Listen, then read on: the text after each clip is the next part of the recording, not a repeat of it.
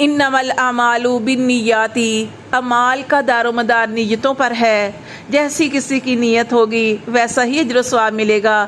اگر کسی نے اچھی نیت کے ساتھ 1 روپیہ بھی اللہ کی راہ میں خرچ کیا، اللہ تبارک و تعالیٰ اس کی نیت کو قبول فرمائیں گے اور ڈھیروں ڈھیر اجر و ثواب عطا فرمائیں گے۔ اور اگر کسی نے بری نیت کے ساتھ ڈھیروں ڈھیر خرچ کیا تو اللہ تبارک و تعالیٰ اس کا سارا کچھ ضائع کر دیں گے اور اس کا کوئی بھی اجر و ثواب نہیں ملے گا۔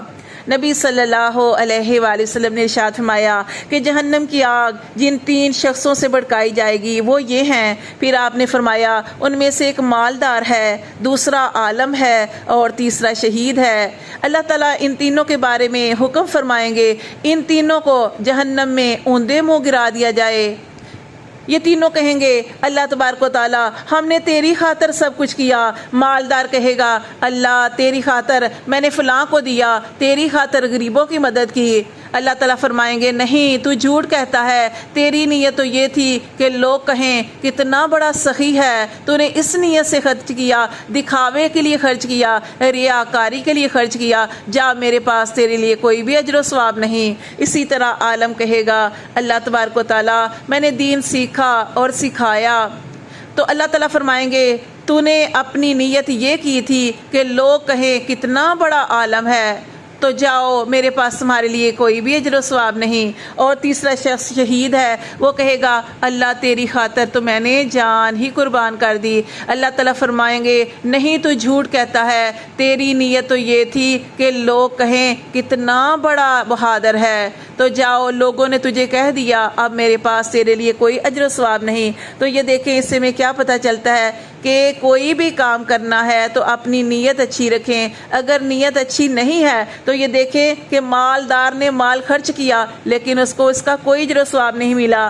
عالم دیکھیں اس کی کتنی بڑی فضیلت ہے لیکن اللہ تعالیٰ نے اس کے اجر کو ضائع کر دیا، اور شہید کو بھی اللہ تبارک و تعالیٰ نے اوندے منہ جہنم میں گرا دیا۔ کیوں؟ کیونکہ ان تینوں کی نیت ہی ٹھیک نہیں تھی۔ دیکھیں ایک اور حدیث ہے جس میں نبی صلی اللہ علیہ وآلہ وسلم نے ارشاد فرمایا، صحابہ کرام سے فرمایا کہ دیکھو کچھ لوگ ایسے ہیں کہ وہ گھروں میں ہیں لیکن وہ اجر میں تمہارے ساتھ شریک ہیں۔ صحابہ کرام نے عرض کی اللہ کے رسول وہ کیسے؟ تو آپ صلی اللہ علیہ وآلہ وسلم نے ارشاد فرمایا کہ کچھ صحابہ کرام ایسے ہیں جنہوں نے کوئی چوٹیاں اور پہاڑیاں طے نہیں کی لیکن وہ اجر و ثواب میں تمہارے ساتھ اس لیے ہیں کہ ان کی بھی نیت تمہارے ساتھ جہاد میں نکلنے کی تھی لیکن ان کی مجبوری کی وجہ سے وہ نہیں نکل سکے، لیکن اس کا اجر و ثواب اللہ تبارک و تعالیٰ ان کو گھر بیٹھے عطا فرما رہا ہے۔ تو اس لیے ہمیں ہر معاملے میں اپنی نیت کو درست کرنا ہے، اور خاص طور پر جیسے کہ یہ قربانی کا موقع ہے تو ہمیں تکبر نہیں کرنا، ریاکاری کے لیے دکھلاوے کے لیے یہ عمل نہیں کرنا بلکہ سنت ابراہیمی کو پورا کرنے کے لیے یہ عمل کرنا ہے۔ اور دیکھیں اللہ تعالیٰ سورۃ الحج آیت نمبر 37 میں ارشاد فرماتے ہیں لَن يَنَالَ اللَّهَ لُحُومُهَا وَلَا دِمَاؤُهَا وَلَكِن يَنَالُهُ التَّقْوَىٰ مِنكُمْ۔ اللہ تعالیٰ فرماتے ہیں کہ ہرگز نہیں پہنچتا اللہ کو ان جانوروں کا گوشت اور نہ ہی ان کا خون،